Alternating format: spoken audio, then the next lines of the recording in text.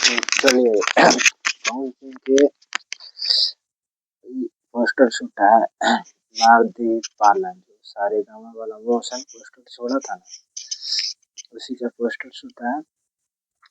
और बहुत खतरनाक गाना है सारे गाँव वाला जो भी गाना था। और क्या बोलते हैं, हाँ कल इसका टीजर आ सकता है और परसों इसका फुल वीडियो आएगा।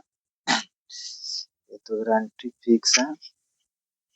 और वीडियो बहुत ही खतरनाक, इतना खतरनाक बनाया है ना, बोलिए ना। क्या सुनने के बाद एक से दो बार का मन करता है कि यार सुनेंगे तो सुनेंगे इसको। हाँ कंपनी दबाओगे तो गाना सुनना ही पड़ेगा बाबू, ऐसा इसका गाना ही बनाता है।